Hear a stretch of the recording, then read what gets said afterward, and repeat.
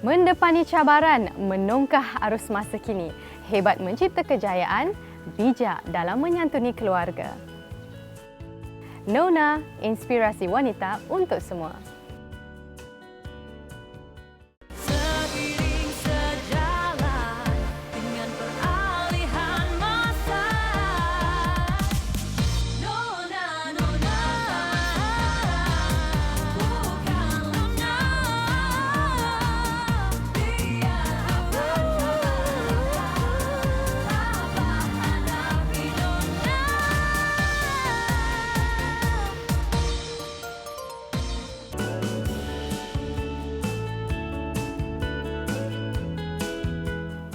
Assalamualaikum warahmatullahi wabarakatuh dan salam hujung minggu buat semua penonton Nona.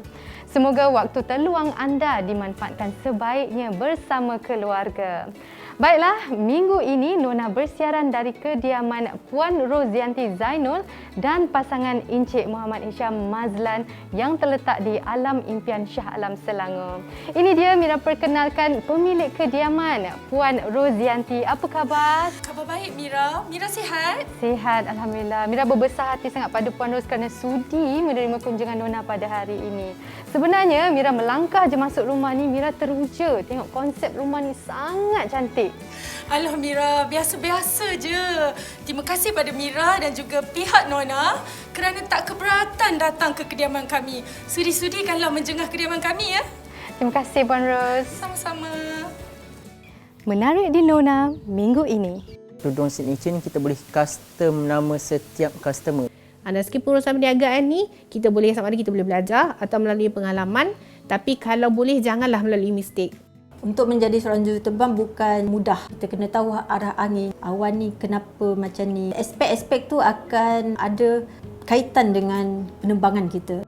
Jadi I tahu sendiri tak direstui walaupun bapak saya ni, arwah bapak ni seorang pelukis. Ya Allah Walid, I'm so sorry Walid, that time it was short-handed. Itu kau ke? Dia kata gitu. Yes, that's me, Rabia. Pada ketika itu bapak saya kata, kalau kau buat cerita macam ni yang baik-baik, yang memberikan impact positif kepada masyarakat, Walid okey. Kepribadian wanita bukan sahaja dinilai daripada kebijaksanaan mereka, malah penampilan secara keseluruhan turut menjadi tumpuan. Menyentuh tentang gaya dan penampilan, masing-masing mempunyai definisi yang berbeza. Setiap gaya yang dipilih seharusnya memberi keselesaan dan keyakinan kepada seseorang. Tidak perlu berlebihan, malah gaya yang ringkas sudah cukup memadai untuk memberi aura penampilan yang bersahaja.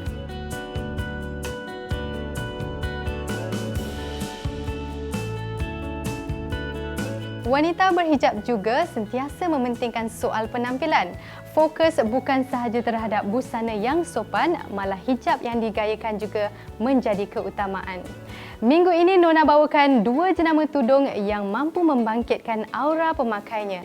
Marshmallow Scarf memberi ilham untuk wanita yang gemar dengan rekaan bercorak bunga besar serta warna pastel. The Callis pula sesuai untuk mereka yang meminati koleksi tudung premium satin lengkap dengan perincian dan ukiran nama sendiri. Segmen fashion minggu ini memberi pilihan koleksi hijab sesuai dengan cita rasa anda. Perkembangan dunia fashion negara sentiasa berubah seiring dengan peredaran zaman. Tidak terkecuali gaya dan rekaan tudung buat muslimah berhijab. Bermula pada tahun 2013, Marshmallow Scarf antara jenama tudung anak tempatan yang semakin meningkat naik. Kesukaran untuk mendapatkan jenis tudung yang bersesuaian menjadi titik permulaan jenama ini memulakan perniagaan tudung muslimah. Time tu, saya berhijrah. Saya sebenarnya dulu free hair. I haven't found tudung yang memang betul-betul menepati cita rasa saya. Sebab saya ada anak kecil 2 orang. And then at that time, it's hard to find tudung yang memang cover semua. Maksudnya ikut syariah lah. Lebih gemar menghasilkan tudung dengan warna-warna lembut. Pemilihan fabrik yang berkualiti tinggi juga penting agar dapat memberi keselesaan optimum kepada pemakainya. Material yang kami sering gunakan adalah kain jenis denim lycra, jenis twill lycra dan juga chiffon crepe. Kita berjaya untuk create peminat sendiri untuk fabrik-fabrik ni. Corak yang berunsurkan alam semula jadi juga merupakan inspirasi utamanya setiap kali mengeluarkan rekaan baru. Kebanyakan kriminal customer dia pergi holiday, dia suka pergi bawa family dia pergi outdoor. Jadi kita ambil inspirasi ni dan kita buatkan konsep seolah-olah you pergi ke pergi ke taman botanikal. So botanical garden ada apa? Kita ada bunga, kita ada rama-rama, flora dan fauna ni kita terapkan ke dalam tudung kita. Mula mencipta nama dalam industri dengan rekaan tudung sarung half moon, Marshmallow Scarf juga berani bereksperimentasi dengan rekaan bercorak yang besar. Dia punya corak bunga adalah bunga besar, however we made it such a way dia nampak macam abstract. Dia tak nampak bunga besar langsung, you memang takkan perasan. Pernah berkhidmat sebagai ahli geologi, wanita ini akhirnya keluar daripada zon selesanya untuk lebih fokus menguruskan perniagaan yang diusahakan sejak 9 tahun lalu. Fashion ke atau dalam bisnes apa-apa sekalipun, benda yang paling penting adalah macam mana you nak pastikan bisnes you sustain sehingga 10, 20, 30 tahun akan datang. Dan meskipun urusan perniagaan ni, kita boleh sama ada kita boleh belajar atau melalui pengalaman, tapi kalau boleh janganlah melalui mistake. Sebab mistake sangat expensive. Menghasilkan 10 rekaan tudung baru setiap minggu, jenama ini kini mendapat permintaan yang tinggi di sekitar Asia, terutamanya dari Filipina. Penampilan ringkas dengan koleksi yang lebih bersifat peribadi sering juga menjadi pilihan golongan hawa. Bagi jenama The Kellys pula, rekaan minimalis dengan butiran nama khas yang boleh ditempah antara kelainan yang ditawarkan. Tudung signature ni kita boleh custom nama setiap customer. So customer boleh minta apa-apa. So kita akan customkan ikut permintaan diorang lah. So katakan nama dia Abu Bakar ke ataupun Abu Bakar Le Fatimah pun kita boleh buat. Beroperasi sejak 2018, corak yang diketengahkan adalah lebih berunsur geometri, abstrak dan flora sesuai untuk pelanggan dalam lingkungan usia 20 hingga 45 tahun. Untuk jenis design, kita mau fokus untuk design modern, contemporary lah. So, kita orang akan tanya feedback dulu. Feedback dari customer dan juga feedback dari social media. So, daripada feedback itulah baru kita orang akan desainkan tudung lah. Lebih gemar menghasilkan kombinasi warna lembut dan terang di dalam satu rekaan tudung, corak henna merupakan idea terbaru jenama ini. Henna tu basically kita ambil konsep daripada henna lah. So bila majlis kahwin orang pakai henna, inai lah. Kita pun dah lama tak raya. Banyak juga event-event yang semua orang tak boleh nak pergi sebelum ni sebab pandemik kan. So memang kita ketengahkan konsep tu. Tapi kita ubah sikit dengan kita letak multi-colour dalam setiap design. Selain menggunakan fabrik yang diperbuat daripada satin matte premium yang berkualiti tinggi, kekemasan jahitan juga menjadi keutamaan. Sebenarnya yang paling yang orang cari adalah jahitan. Jahitan kita ada special sikit kalau siapa pernah beli, kita double stitch. Orang tak nampak dia double stitch sebab kita double stitch kat bahagian belakang. Mempunyai rekaan baru setiap bulan, The Kellys juga bakal mengeluarkan koleksi raya yang terdiri daripada 100 pilihan warna tidak lama lagi.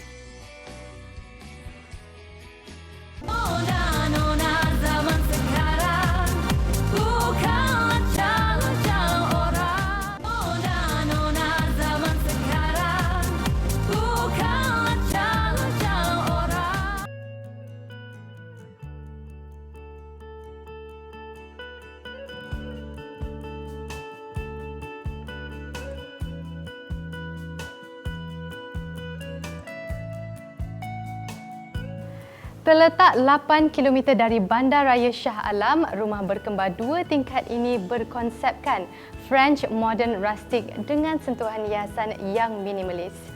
Setiap ruangan dihias dengan ilham dan idea dekorasi sendiri menjadikan kediaman ini mempunyai nilai sentimental kepada pemilik juga pengasas prasekolah antarabangsa. Sesuai dengan budaya masyarakat Melayu, bahagian dapurnya mempunyai ruangan yang lebih luas dan menjadi fokus utama untuk bersantai bersama keluarga selain sebagai persediaan untuk kenduri kendara.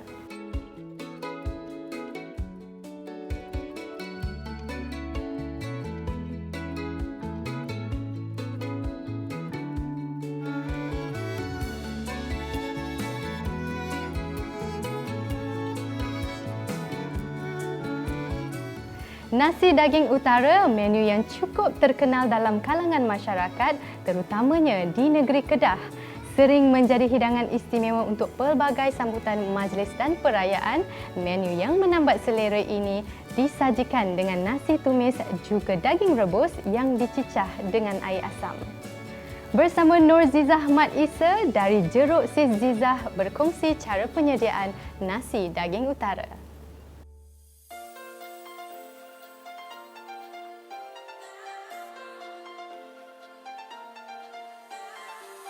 Assalamualaikum, saya Nur Zizah binti Mat Isa daripada Jeruk Sis Zizah. Hari ini saya nak ajar cara-cara buat nasi daging utara. Nasi daging utara air asam ni terkenal di sebelah utara, sesuai sangat untuk majlis keramaian. Bahan-bahan yang kita perlukan, kita ada minyak sapi campur dengan sedikit minyak masak. Kita ada sebiji bawang besar, serai, 5 ulas bawang putih yang dah kita hiris, daun pandan, ada 4 sekawan, halia, rempah kurma, tomato puri, susu cair.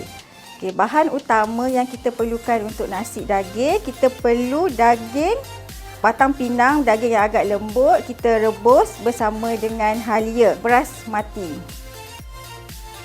Mula-mula kita masukkan minyak sapi bersama dengan minyak masak.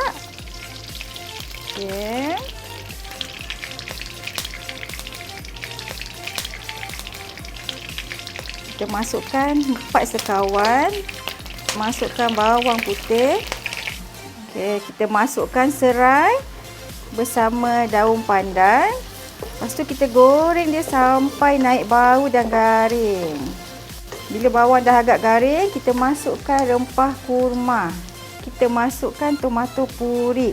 Masak sehingga bahan tumis naik bau dan kemudian asingkan. Bahan tumis ini akan dimasukkan ke dalam adunan nasi selepas ini. Sekarang kita nak tunjuk cara-cara masak nasi daging. Mula-mula kita masukkan beras. Biasanya untuk nasi daging ni kita akan gunakan beras mati. Kalau kita guna beras biasa dia agak kurang sedap lah. Masukkan air rebusan daging.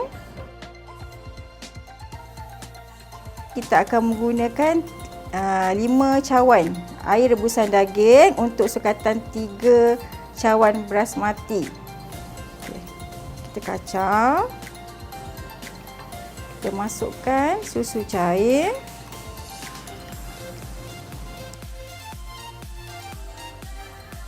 Masukkan irisan daging.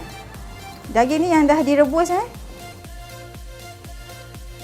Masukkan bahan-bahan tumis. Bawang besar, bawang putih halia tu. Lepas tu kita boleh tutup sehingga nasi kita masak. Sementara kita menunggu nasi daging kita masak, so kita nak buat air asam. Bahan-bahan yang diperlukan untuk membuat air asam adalah sambal belacan, kerisik dan belacan, air asam jawa, cili api merah dan hijau, garam, gula, tomato, bawang serta mangga muda. Kita masukkan sedikit sambal belacan, kerisik, belacan bersama dengan air asam jawa. So kita gaul sebati, cili hijau, cili merah. Siapa yang sukakan pedas, kita boleh tambah sedikit cili api hijau. Masukkan sedikit garam, gula. Kemudian kita masukkan hirisan bawang besar.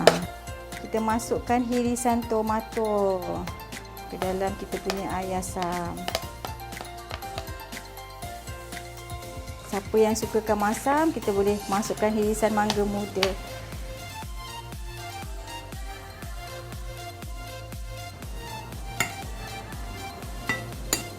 Kita kacau air asam kita ni sampai sebati. Kemudian Dah siap ayam asam tomato bersama irisan mangga untuk nasi daging utara. Dah siap nasi daging ayam asam utara daripada Jeruk Sri Riza. Selamat mencuba.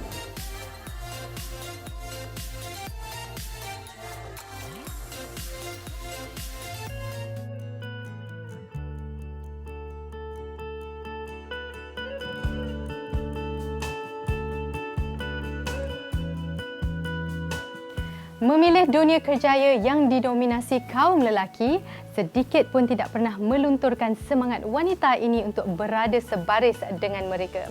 Malah prinsip yang dipegang mempamerkan semangat juangnya yang tinggi. Lebih 2 dekad bersama Tentera Udara Diraja Malaysia TUDM, dia pernah ditugaskan menyertai misi pencarian pesawat MH370 yang hilang 8 tahun lalu. Mendekati Kapten Mardiana Razali yang kini berkhidmat sebagai tenaga pengajar di sebuah akademi penerbangan dalam siri inspirasi Wanita Hebat Nona. Program Layang 10 on 1216, good morning. Layang 10 request startup for turning area Gopeng Kampa 3000 feet and below.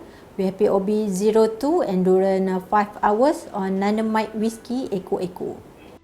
Kapten Mardiana Razali tidak menyangka keputusannya menerima tawaran melanjutkan pengajian di Tentera Udara Diraja Malaysia TUDM menjadi laluan rezeki untuk dia mencapai cita-cita yang diidamkan sedari usia kecil. Pada tahun 1999 tu, dia menawarkan diploma mekanikal aeronautik. Lepas tu daripada situ habis diploma ditawarkan kepada kursus juruterbang. Bagi saya macam peluang bagi saya lah untuk saya terus belajar. Pengalaman bertugas di TUDM menjadi peluang transisi kerjayanya daripada juruterbang pesawat pengangkutan kepada jurulatih penerbangan di sebuah akademi penerbangan swasta yang beroperasi di Ipoh Perak. Sebagai jurulatih, dia bertanggungjawab memastikan setiap anak didiknya dapat menguasai ilmu penerbangan. Sebelum kita melakukan penerbangan tu, kita akan check kapal lah as a pre-flight check. So kita akan check dia punya fuel, dia punya oil is good quantity or not, and also the condition of the aircraft itself. Dia okey ke tak okey ke. So mostly kita akan suruh student handle lah, take off, landing, student handle, dan kita guide dia apa yang dia perlu buat. Kita ajar diorang ni, first memanglah kita ajar dia macam mana nak handle the aircraft. After that, kita ajar dia macam mana dia nak handle aircraft ni in emergency.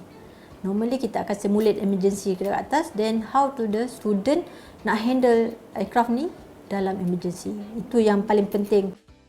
Setiap kerjaya pasti ada cabarannya yang tersendiri. Masalah teknikal dan kegagalan ketika melakukan penerbangan juga antara risiko yang perlu ditanggung oleh setiap juruterbang. Ada satu peristiwa di mana masa kita membuat operasi op murni, masa saya mula-mula nak take off tu, saya mengalami bird strike di mana enjin number 2 saya fail. So saya kena hadapilah, kena cool sebab saya ada kru saya dalam kapal, saya ada passenger saya tak boleh panik apa semua because of saya ada tanggungjawab saya satu kapal tu. Hampir 20 tahun berkhidmat di bawah pasukan TUDM, Kapten Diana pernah ditugaskan dalam misi pencarian tragedi kehilangan pesawat MH370. Dia dan beberapa rakan juruterbang pasukannya adalah kumpulan pertama yang berangkat ke Perth, Australia selama sebulan bagi menyertai misi pencarian kapal malang itu. 370. Malaysian 370, lampu radar, good morning, climb flight level 250. Level 250, Malaysian 370. Pesawat MH370 hilang dari imbasa radar ketika dalam perjalanan dari Kuala Lumpur ke Beijing. Kehilangan pesawat bersama 239 penumpang dan anak kapal pesawat itu masih lagi menjadi misteri. Malaysian 370, contact Ho Chi Minh 120.9. Good night. Good night, Malaysian 370. Masa tu saya cuma secara langsung sebagai aircraft commander untuk mencari MH370 tu lah. Apa yang jadi tu kita tak tahu kan, tapi adalah tugas yang dah diberikan oleh negara dan membawa nama negara sama dan juga kerjasama dengan negara-negara lain. Ramai negara yang terlibat sekali. So kita tahu yang Australia tu benua, dikelilingi oleh laut. Memang ada cabaran dia. Masa tu ada taufan di south of Australia tu. First day saya membuat search, saya membawa kru media. So saya hadapi 2 jam dalam awan yang saya tak nampak bawah. Saya tak boleh tengok laut. So saya kena patah balik kepada first air base tu. Sesuatu yang kita nak cari mesti kita nak jumpa. Keinginan tu mesti ada. So tapi kalau tak ada, kita dah buat sebaik yang mungkin. Tapi still lagi tak jumpa tu, kita berserah lah as a armed forces kan. So memang 24/7 our job. So rindu kat family tu memang ada lah. Tapi alhamdulillah sebabkan sokongan daripada parents saya, daripada anak-anak saya, semua faham dengan kerja saya. So far okey lah. Anak kedua daripada 5 orang adik-beradik ini juga mengakui bukan mudah untuk menggalas tanggungjawab sebagai seorang juruterbang.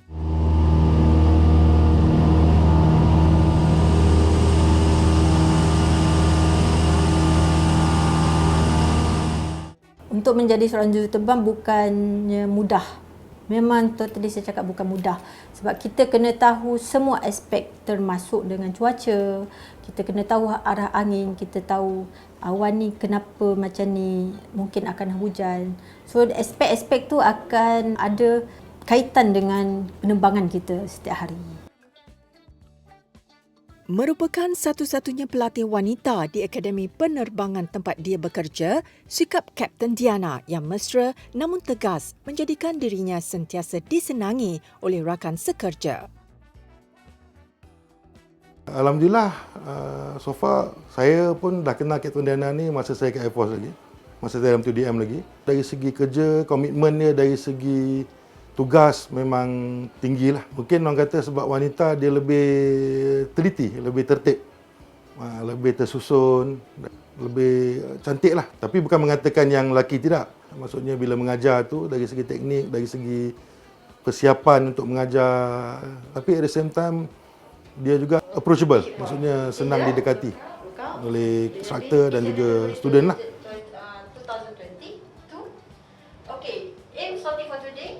Kita tahu yang sekarang ni bidang penerbangan ni sedikit-sedikit untuk naik balik. Sebelum ni is good but because of pandemic we going to down. Dan so saya harap siapa-siapa yang berminat untuk menjadi juruterbang tu teruskan cita-cita tu tapi dengan disiplin, dengan ingin rasa tahu, ingin nak belajar. Untuk student pilot, good luck and all the best. Sri Kandi di Awan Biru. Setelah puas menabur bakti, Kapten Diana kini berbangga menjadi seorang jurulatih. Berbekalkan pengalaman yang dimilikinya, dia sedia menyumbang ilmu dan tenaga kepada masyarakat, terutamanya generasi muda, sekaligus membangunkan lagi ekonomi penerbangan di Malaysia.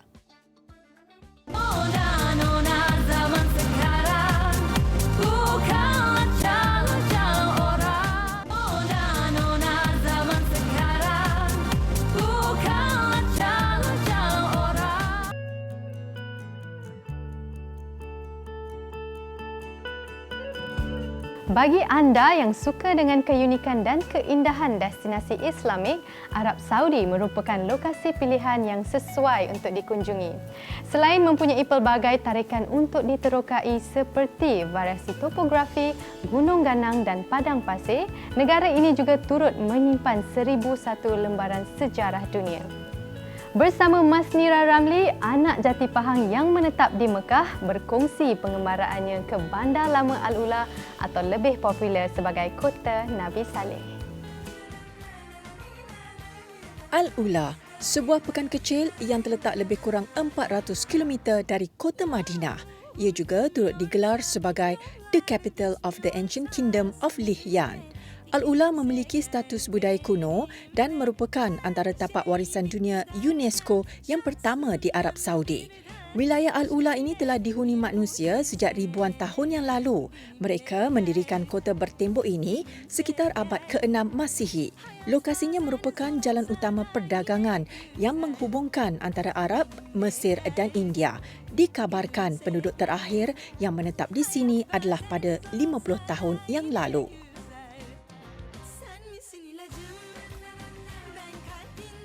Al-Ula, kota lama Al-Ula ini dibina di sebuah kawasan lembah dan di sini telah dibuka sebagai tapak pelancongan yang sangat menarik. Pertamanya bila sampai ke Al-Ula Old Town ni, kita akan nampak banyak sangat kedai-kedai yang menggunakan ID ataupun interior yang tradisional, dan kedai-kedai ini ada banyak menjual souvenir, ada muzium, macam-macam barangan dijual kat sini. Ada juga restoran yang berkonsepkan ala tradisional. Okay, pada abad ke-12, kita lihat kawasan Kota Lama Al-Ula ini merupakan sebuah tempat persinggahan yang penting untuk jemaah-jemaah haji daripada Damsyik. Mereka akan bermalam di sini. Jadi bila ramai jemaah haji bermalam dan bangunan tu jadi lagi banyak, dan di sini terdapat lebih kurang 900 buah rumah dan juga 400 buah kedai. Jadi bila kita berjalan-jalan di sekitar kawasan ini, kita akan nampak struktur-struktur lama bangunan yang masih dikekalkan sehingga kini dan menjadi salah satu tempat tumpuan pelancong. Kita tengok juga kawasan di sini sangat-sangat cantik dengan pemandangan yang sangat cantik dan juga struktur bangunan serta decoration yang masih mengekalkan ciri-ciri tradisional tu, pada saya sangat cantik. Kemudian apabila kita ke atas sedikit, disediakan sebuah tapak lama ini, kita boleh ziarah ataupun lawati. Dan kemudian ada sebuah kubu yang merupakan sebuah tempat yang boleh dilihat daripada atas kubu ini. Kita boleh naik, kita boleh panjat, dan kemudian kita boleh nampak keseluruhan Kota Lama Al-Ula daripada atas ini. Waktu yang paling sesuai untuk berkunjung ke Arab Saudi adalah ketika musim sejuk, bermula bulan Oktober hingga ke bulan Mac. Kemuncak musim sejuk pula adalah pada bulan Disember dan Januari, kerana pada bulan ini suhunya mampu mencapai ke angka tunggal. Pada musim haji, lokasi ini menjadi tempat persinggahan bagi jemaah dari Syam. Salah satu keunikan Kota Al-Ula adalah bentuk batuan ataupun gunung ganang yang berbeza daripada kawasan lain. Kalau kita tengok di sini, semua bentuk gunung ganangnya terjadi, kalau keunikan dan keindahan ini terjadi secara semula jadi. Salah satu tempat yang menarik ataupun merupakan tarikan yang menarik di Al-Ula ini adalah, inilah dia, Jabal Al-Fil, ataupun dalam bahasa Melayu kita panggil Batu Gajah, ataupun dalam bahasa Inggeris dipanggil Elephant Rock. Elephant Rock ni, kalau kita tengok keunikan dia, ia berlaku secara semula jadi. Ini bukan buatan manusia tau. Ini memang semula jadi. Dan dia menjadi tarikan dan pelancong lah. Sekarang dia dah buka sebagai kawasan pelancongan, dan kalau kita tengok kawasan di sini, kawasan yang sangat santai, sangat menarik untuk kita just duduk, berbual dengan rakan-rakan dan juga menikmati keindahan ini.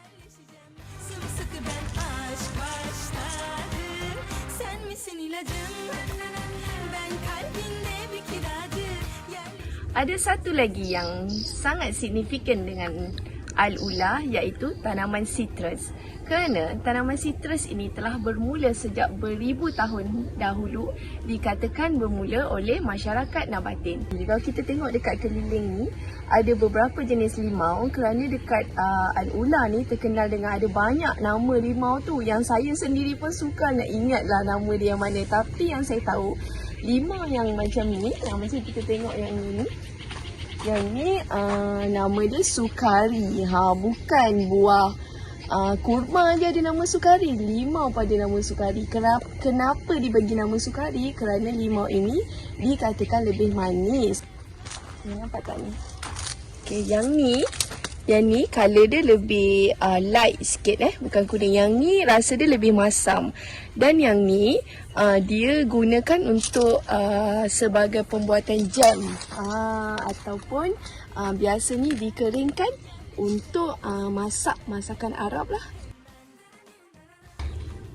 Akhir kata daripada saya, jom kita melancong ke negara Arab Saudi. Negara ini sebenarnya banyak sangat tempat menarik yang kita boleh teroka.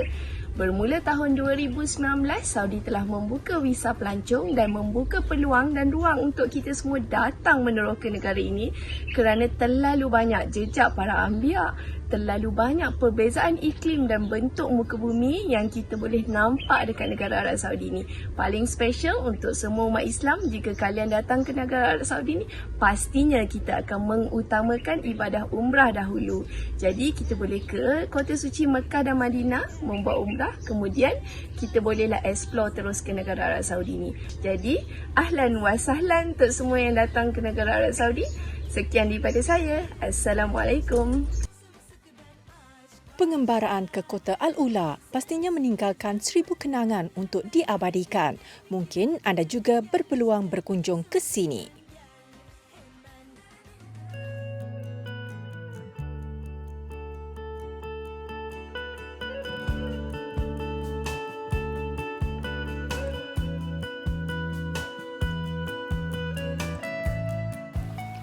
Suntikan elemen kehijauan pada sesebuah kediaman mampu memberi aura positif dan penuh ketenangan. Apatah lagi setelah seharian penat dengan tugasan dan kerjaya, landscape dan panorama hijau yang indah mampu menyegarkan mata. Bagi pencinta kafe, dekorasi flora yang menarik tentunya menjadi satu nilai tambah jika kafe tersebut mempunyai landscape yang menenangkan. Secawan kopi bersama pemanis mulut ditemani rimbunan pepohon hijau dan gabungan dekorasi retro mampu menjadikan waktu santai anda bersama keluarga maupun teman-teman menjadi lebih bermakna. Diary Deco menjengah 7 kafe yang terletak di Petaling Jaya, Selangor. Kafe antara lokasi tumpuan bagi mereka yang ingin meluangkan waktu sambil menikmati hidangan dengan tenang dan santai. Kini ia juga menjadi lokasi yang sesuai untuk sesi fotografi, terutamanya di restoran atau kafe yang mempunyai dekorasi unik dan cantik. Terletak di Petaling Jaya, Selangor, 7 kafe menyediakan 2 ruang berbeza di dalamnya. Kafe ini konsep dia dari segi design tak ada satu konsep yang amat strong. Boleh dikatakan ada 3 konsep yang dipadukan untuk jadi satu. Ada konsep ini yang dia macam outdoor garden dalam indoor. Okay. Ada sikit barang-barang retro. Kat depan sana ada juga sikit artnya, drawing kat wall tu sana. So dia tu berlainan lah semua. Bagi customer yang datang, dia orang rasa relax, boleh bersantai, boleh berborak dengan kawan, atau dengan family, keluarga. Mengetengahkan latar belakang yang menarik dengan tumbuhan hijau sebagai hiasan utama, biasan cahaya matahari dari luar membuatkan kafe ini menjadi lebih istimewa dari pelbagai sudut.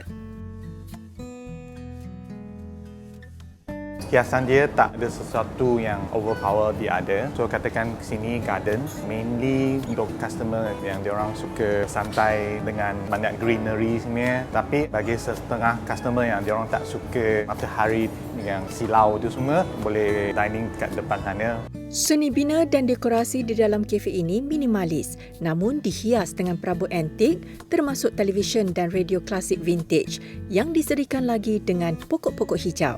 Lebih menarik, barangan klasik dan vintage tersebut adalah kepunyaan pemilik kafe sendiri.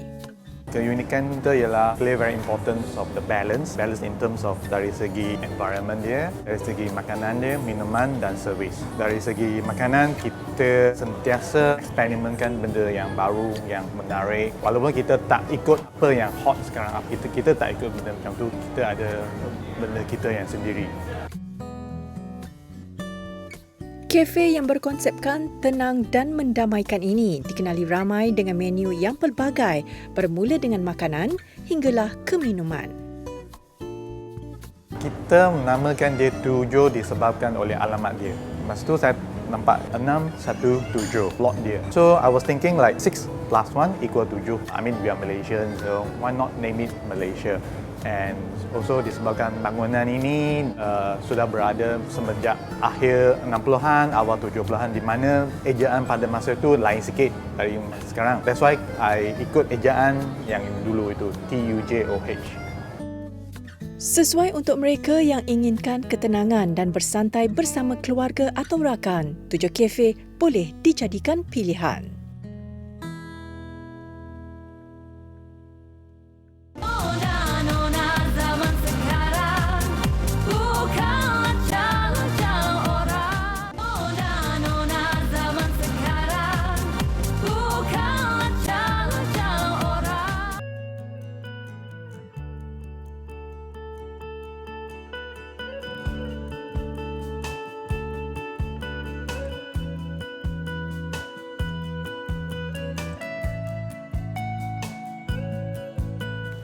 Pemilik nama Betty Ibtisam Abu Bakar Banafe atau lebih dikenali sebagai Betty Banafe memulakan kerjaya seninya sebagai penyanyi dan pelakon sejak lebih 2 dekad yang lalu.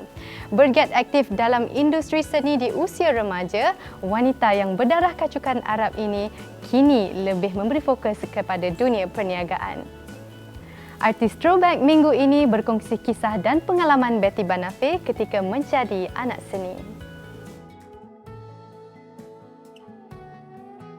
وياك الدنيا حلوة وياك يا تبتري نونا aku merinduimu تعنتني تكيدني مطرح متروح وياك. Penyanyi dan pelakon cantik berbakat besar Betty Banafe cenderung ke arah bidang seni sejak dia di bangku sekolah lagi. Merupakan bekas graduan jurusan komunikasi media, dia tidak pernah berhasrat untuk menempa nama di dalam industri seni. Kerjaya I tu tanpa I impikan, tak pernah I bayangkan I will end up become an actress. Tak pernah. Sebab I tahu I masuk universiti, I tahu my objective, my arwah bapa selalu cakap you kena habiskan master and PhD and so on. So I tahu I masuk universiti tu memang I tak boleh masuk seni sebab even dulu my brother masuk seni pun tak direstui. Jadi I tahu seni tu tak direstui walaupun bapa saya ni, arwah bapa ni seorang pelukis. Jadi kita sebenarnya tak pernah impikan untuk berbalik menjadi orang seni, tapi kita tidak boleh melawan takdir. Pernah memenangi kategori pelakon terbaik dalam monolog teater yang diarahkan oleh rakan pelajar semasa di universiti, Betty kemudian dijemput menghadiri uji bakat untuk membintangi sebuah drama TV. I'm more interested in watching you. So arwah bapa tak tahu pun I masuk acting dalam movie drama. Waktu tu drama tu bagus. Senior I panggil I, senior I assistant director waktu tu. I datang-datang, I tengok, dia tu jumpakan I dengan producer berbual dengan I. Lepas tu masuk dalam tukar baju. Lepas tu I pandang senior I kata, bila casting ni dia suruh I tukar baju? Tak payah casting? Tak payah. Kau tukar baju sekarang. Penglibatan awal Betty dalam dunia lakonan tanpa pengetahuan keluarga. Namun, lakonan drama pertamanya yang diterbitkan pada 1999 direstui bapanya. Dia Betty. Titi dia panggil IT. Titi. Dekat TV ni ada drama bagus tau. Perempuan ni sebiji muka kau. Nama dia Rabiah. I remember that dialogue. Tak cakap dia sebiji engkau, Ti. I call my father Walid. Ya Allah Walid, I'm so sorry Walid. That time it was short-handed, I bilang. Orang tak cukup tangan. So I dalam sini I orang seni. So I tolong-tolong diorang dekat NTV7 tiba-tiba jadi pelakon. Itu kau ke? Dia kata gitu. Yes, that's me, Rabia. Bapak I diam, I dah takut dah. Apa bapak I akan cakap ni Pada ketika itu bapak I kata, kalau kau buat cerita macam ni yang baik-baik, yang memberikan impak positif kepada masyarakat, Walid okey. Lahir daripada keluarga yang aktif dalam dunia perniagaan, Betty juga kini sibuk mengendalikan syarikat produksinya yang sudah memasuki 18 tahun. I tak boleh full swing kat sini, so I buat bisnes. Buat masa ni, I explore travel agent pula. And I dah explore another business juga, motivation business dan sebagainya. Meskipun menjalani rutin harian yang padat, ibu tunggal kepada 2 orang cahaya mata ini juga sering mengutamakan masa bersama anak-anak. It's quite tough Because you are the father and you are the mother for their life right now. Because dia nak attention. Nak itu, nak ini, nak itu. Jadi you faham tak? Tapi kita ni kena let them explore at this age. So satu cabaran untuk I lah, you know. Alhamdulillah, terima kasih kepada yang masih menyokong, masih ingat Betty. Ambil yang baik daripada Betty je. Jangan ambil yang buruk. Because I tak sempurna. Kita semua tak sempurna. Sebab saya menghargai kasih sayang anda dan mudah-mudahan semuanya berkati, insya-Allah.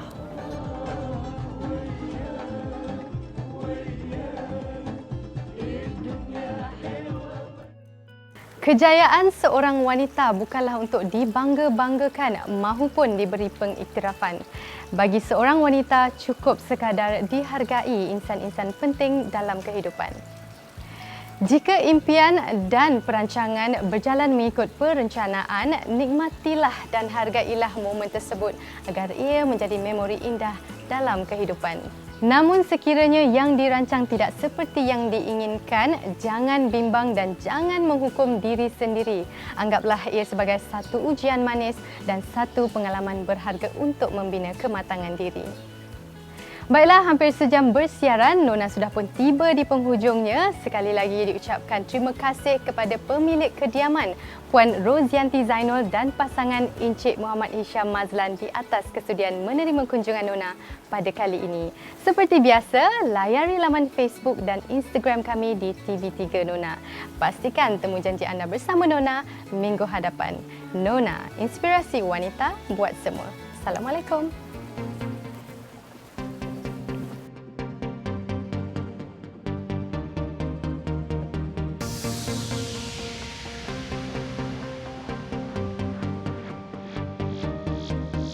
Sri Kandi masa kini yang bekerja ya juga ibu dan istri, cabaran di